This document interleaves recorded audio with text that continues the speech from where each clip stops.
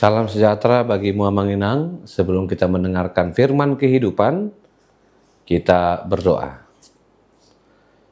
Terima kasih Tuhan untuk hari baik.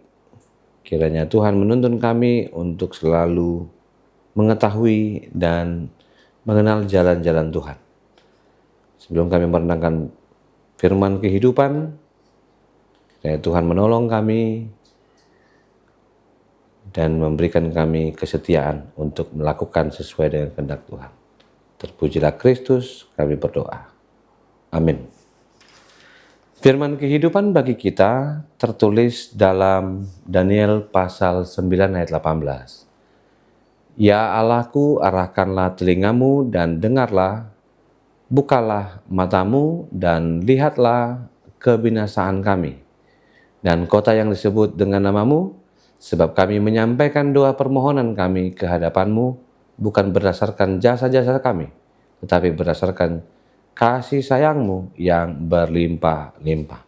Demikian firman Tuhan.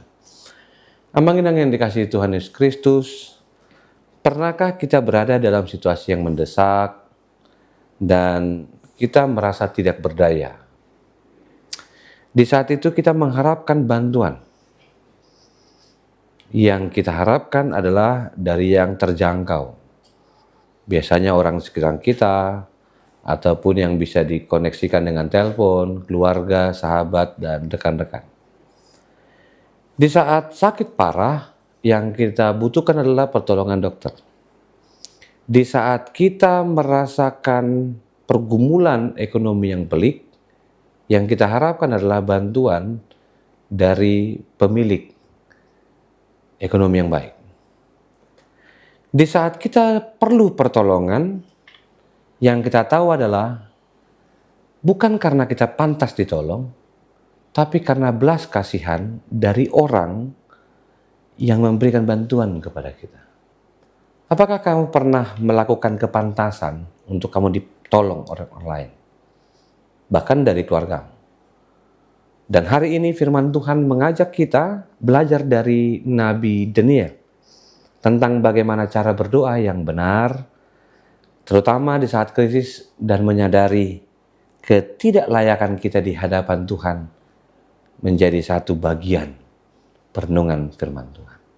Saudaraku yang dikasihi Tuhan Yesus Kristus, firman Tuhan dituliskan kepada orang-orang di pembuangan. Orang-orang yang kehilangan haknya, orang-orang yang sedang dihukum karena ketidaktaatannya, dan orang-orang yang sedang merasakan penderitaan yang berlangsung kurang lebih 70 tahun. Kita bisa membayangkan bagaimana pergumulan itu hari ini dijawab Tuhan melalui doa Daniel. Dia katakan, ya Allahku, arahkanlah telingamu.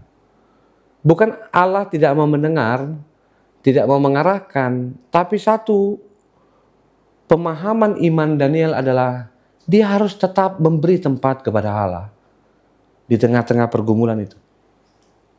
Saya mengajakmu untuk belajar 3 hal. Yang pertama, berdoalah di tengah-tengah kondisimu yang kritis. Apa itu kritis? Kondisi di mana kamu harus memilih iya atau tidak di saat yang bersamaan. Kamu harus memilih untuk melihat apa yang akan terjadi di tengah-tengah pilihan itu. Daniel tidak berdoa sambil lalu, ia memberi tempat berdoa dengan sepenuh hati. Daniel mengajari kita untuk mengatakan, aku membutuhkan Tuhan. Aku menginginkan Tuhan menjawab pergumulan ini. Dia melibatkan perasaan yang begitu dalam yang disebut dengan berpuasa. Yang identik dengan sebuah perkabungan. Identik dengan sebuah cara dalam perjanjian lama yang harus dijawab oleh Tuhan.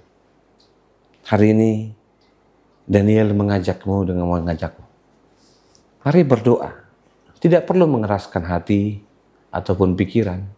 Karena Tuhan memberi tempat di waktu itu. Bahkan jika ini waktu yang tepat untuk kamu lakukan.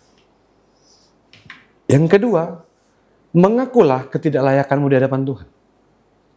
Bukan dengan merasa benar, Bukan dengan merasa lebih baik dari orang lain, Daniel akhirnya berkata kepada Tuhan, bukan.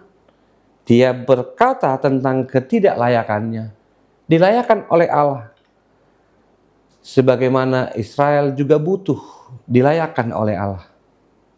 Dan kelayakan itu bukan karena perbuatan baikmu, tapi karena anugerah Allah yang selalu diberikan kepada orang percaya. Ingat bagaimana Yesus disalib, bukan karena kelayakan kita, tapi karena begitu besar kasih Allah akan dunia ini. Ia datang dan merengkuh kedagingan kita dan mengambil bagiannya untuk mengatakan, ia bersama-samamu, ia bersama-sama dengan ciptaan lainnya. Yang ketiga, fokus pada nama Tuhan. Daniel mengarahkan kita untuk melihat bahwa pertolongan kita hanya didapat dalam nama Tuhan. Dan pertolongan itu menjadi satu nama yang kuat, yang dikatakan demi kota disebut dengan namanya.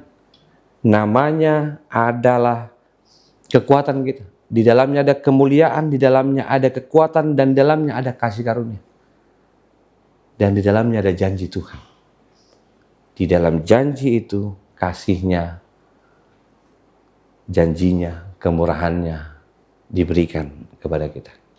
Saudaraku yang dikasihi Tuhan, bayangkan seorang anak yang melakukan kesalahan, misalnya menjatuhkan barang dan pecah. Yang ia tahu adalah dia salah. Namun di saat itu dia harus minta tolong untuk membereskannya. Dan di saat yang sama juga dia minta tolong untuk tidak dihukum. Seorang perasaan ibu, orang tua, dia mungkin marah. Dan dia mungkin memaafkan. Tapi jawabnya bukan karena dia layak untuk dimaafkan. Tapi karena seorang ibu mempunyai perasaan yang begitu mencintai dari kesalahan. Tapi lebih besar mencintaimu sebagai orang yang dikasihinya. Perasaan Allah kepada Daniel dan umatnya melampaui itu.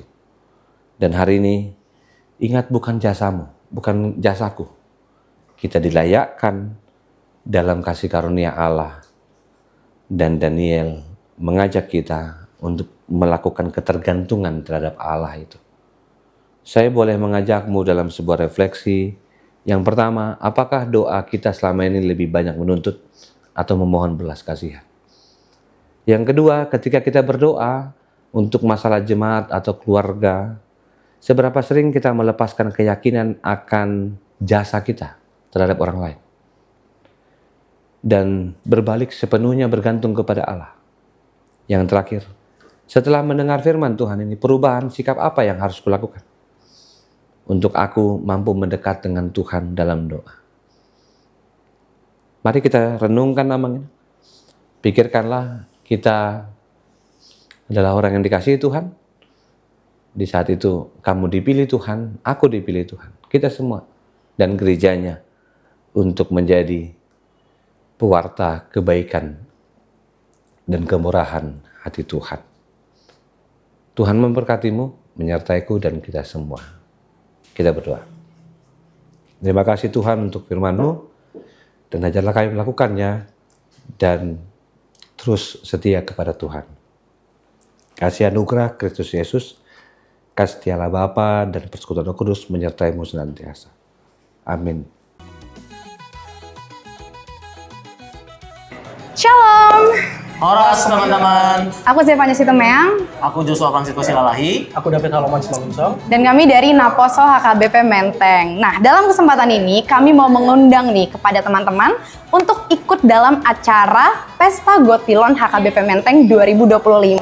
Adapun acara ini diadakan tanggal 9 November dari jam 8 pagi dan juga jam 15 siang. Nah, tentunya acara ini bakal seru banget karena kita akan ketemu dengan saudara dan teman-teman yang tentunya udah lama banget nih mungkin gak ketemu di gereja. Yang dimana kalau kita melihat juga istilah dari Gotilon sendiri itu artinya mencolek. Jadi pesta Gotilon itu adalah mengambil sebagian dari paten dan memberikannya kepada gereja. Nah ini tuh mirip-mirip kayak Thanksgiving untuk orang Amerika gitu. Nah untuk itu yuk kita berikan siluah kita untuk ke gereja nanti. Nah yang diharapkan siluahnya ini kalau bisa dalam bentuk tunai teman-teman, bukan buah-buahan. Nah, nanti kita juga bisa memberikan silwa kita secara pribadi dalam ibadah, atau juga bisa setelah ibadah lewat week, kategorial, kayak sekolah minggu, remaja, naposo, dan purna. Jadi, beri dengan sukarela dan sukacita ya teman-teman. Yuk kita datang rame-rame, selain kita belajar motor, tentunya kita akan lebih mengenal ibadah-ibadah HKBP. Biar lebih seru, nanti dress code-nya nuansa budaya Batak ya teman-teman. Nah, nanti panitia sendiri akan mengadakan tortor di halaman gereja, di mana kita bisa ngobrol-ngobrol lebih lama dan melepaskan kangen terhadap teman-teman kita. Ya, yang penting nanti ada konsumsinya juga pastinya ya. Jadi, yuk datang tanggal 9 November. Ditunggu teman-teman. Shalom.